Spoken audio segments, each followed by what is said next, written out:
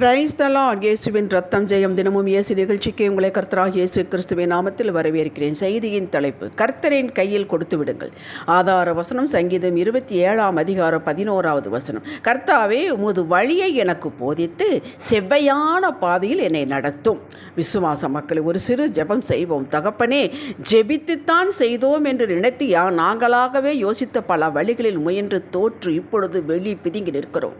இந்தாருங்கள், சகலத்தை வைத்துக் கொள்ளுங்கள். உமது வழியை எங்களுக்கு காட்டுங்கள், முடித்து தாருங்கள் அப்பா. இயேசுவே நாமத்தில் பிதாவே, ஆமேன்.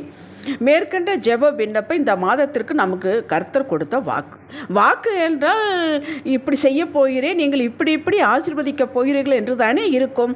அல்லது இதை செய்யுங்கள் பெற்றுக்கொள்வீர்கள் என்றெல்லாமா இருக்கும் என்று திகையாதீர்கள்.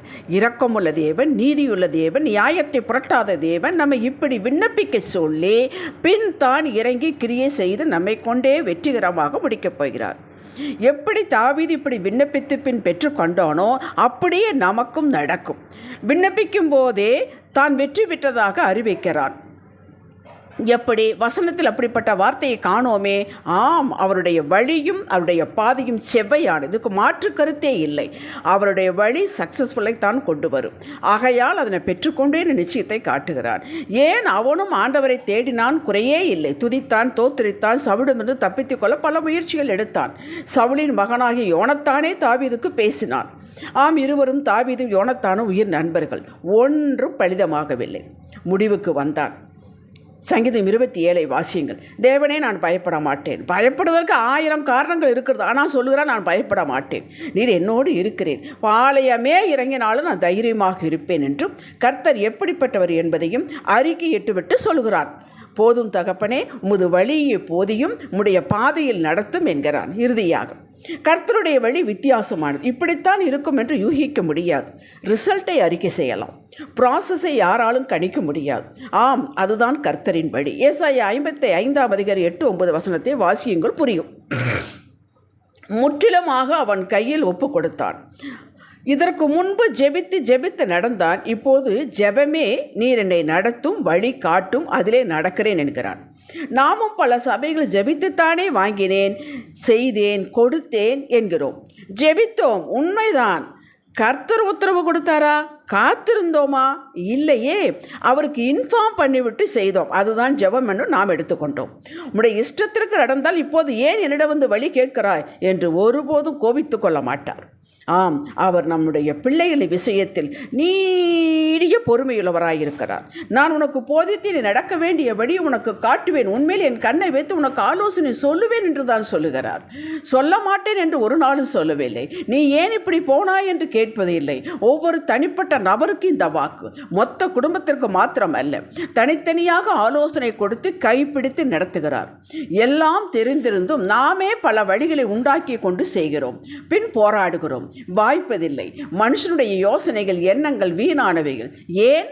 நாம் எப்போது உலகத்தை ஒரு கண்ணில் பார்த்து கொண்டுதான் முடிவெடுப்போம், ஆலோசனை எடுப்போம். தாவீது பெற்றுக்கொண்டான் வழியும் பாதையையும். சங்கீதம் 28 சங்கீதத்தில் 6-7 வசனத்தில் சொல்கிறான். அவர் என் விண்ணப்பத்தின் சத்தத்தை கேட்டார், என் இருதயம் அவரை நம்பி இருந்தது, நான் சகாயம் பெற்றேன். எப்படி சகாயம் பெற்றான்? இதற்கு 1 சாமுவேல் 27 அதிகாரத்திலிருந்து 31 அதிகாரம் வரை வாசித்தால் புரியும்.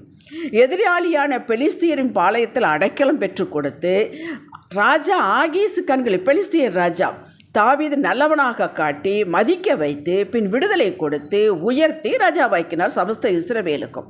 அரணான காட்டிற்குள் இருந்த தாவீதை தேடி யுத்த வீரர்கள், சேனை தலைவர்கள் தேடி வந்து கூடிக்கொண்டார்கள். எதிராளியாய் வைத்தே வழி உண்டாக்கி கொடுத்தார்.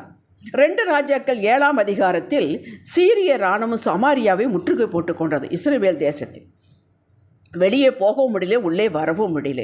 ராஜாவுக்கு ஒன்றும் புரியவில்லை. கர்த்தரின் வழி நடத்துதலை கேட்டான். நாளை இந்நேரத்தில் சமாரியாவில் வாசலிலே 1 மரக்கால் கோதுமை மா 1 சேக்கலுக்கும் 2 மரக்கால் வார் கோதுமை 1 சேக்கலுக்கும் விற்கப்படும் என்று கர்த்தர் சொல்லுகிறார் என்று எலிசா தீர்க்கதரிசி சொன்னான். ராஜா அதை நம்பினான். ராஜாவுக்கு கையிலாக கொடுக்குமால் அது எப்படி நடக்கும்? இன்னைக்கே ஒருத்தர் பிள்ளை ஒருத்தி வெட்டி சாப்பிட்டுட்டு இருக்கிறாங்க. நாளைக்கு இந்நேரம் 24 மணி நேரத்துக்குள்ள இப்படி நடக்குமா? வானத்தின் பலகையில் திறந்தா கூட இப்படி நடக்காது என்றான். ஆண்டவர் வார்த்தைக்கு எதிராக பேசினார். எலிசா சொன்னார், நீ கண்ணில் பார்ப்ப, ஆனால் சாப்பிட மாட்டேன் என்று சொன்னார். எப்படி நடந்தது? எப்படி ஆண்டவர் அந்த வழியை காட்டினார், வழியை வாய்க்க செய்தார் என்றால் 2 ராஜாக்கள் 7ஆம் அதிகாரம் 6வது வசனத்தை சொல்லுகிறேன்.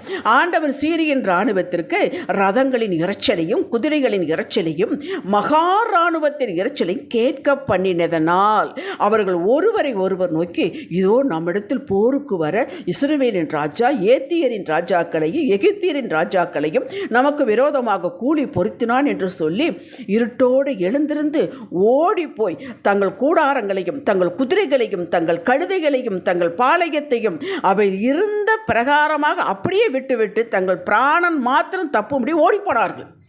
அவன் வந்தவன் வருஷக்கணக்காக சண்டை போடலாம் என்று வந்தவன் அத்தனையும் கொண்டு வந்தவன் அத்தனையும் அதே இடத்தில் வைத்துவிட்டு ஓடி போய்விட்டான்.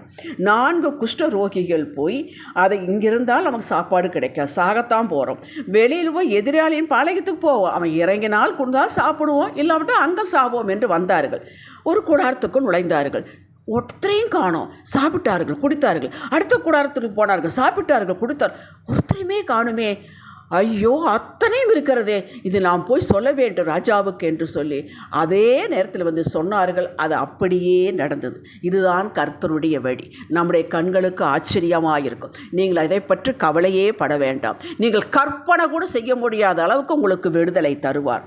கடந்த 9 மாதங்களில் நீங்கள் போராடி பார்த்த சகல காரியங்களுக்கும் இன்று கர்த்தர் கையில் ஒப்பு கொடுத்து வழி நடத்தும் என்று ஜெபித்து விட்டு அற்புதமாக வழிநடத்த போகிறார் என்று உங்கள் வாழ்க்கையை உங்கள் காரியத்தை நீங்களே வேடிக்கை பாருங்கள்.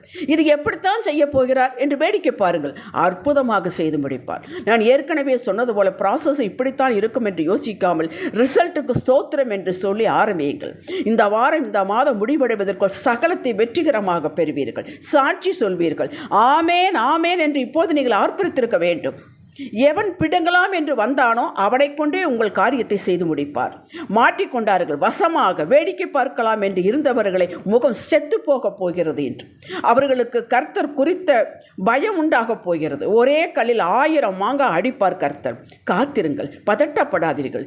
இருதயம் இளைத்தது உண்மைதான். இதோ சகலமும் சக்சஸ்ஃபுல்லாக முடிய போகிறது. விரும்பினது வரும்போதோ ஜீவ விருட்சம் போல் இருக்கும் உங்கள் இருதயம்.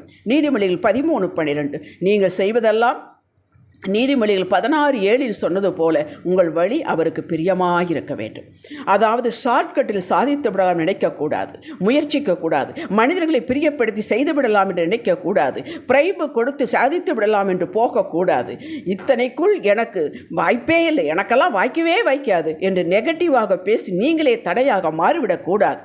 கர்த்தர் கையில் ஒப்படைத்து விட்டேன், அவர் எல்லாம் கூடும், அவரால் கூடும். மோசேக்கு வழியும் இஸ்ரவேல் மக்களுக்கு கிரியையும் காட்டியது போல எனக்கு செய்வார். நான் ஜீவனுள்ள ஒரு தேசத்திலே நன்மையை காண்பேன். ஹல்லேலூயா என்று ஆனந்தமாக இருங்கள். இதுதாங்க முக்கியம். இதுதான் அவருக்கு பிரியம். நீங்கள் அவரிடம் ஒப்படைத்து விட்டு அவர் மேல் விசுவாசித்து விட்டு மகிழ்ச்சியாக இருக்க வேண்டும்.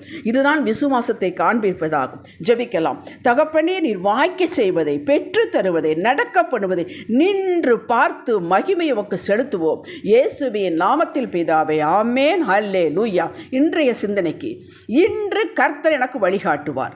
வனாந்தரத்திலேயே வழி உண்டாக்கி தருவார். ஹல்லேலூயா.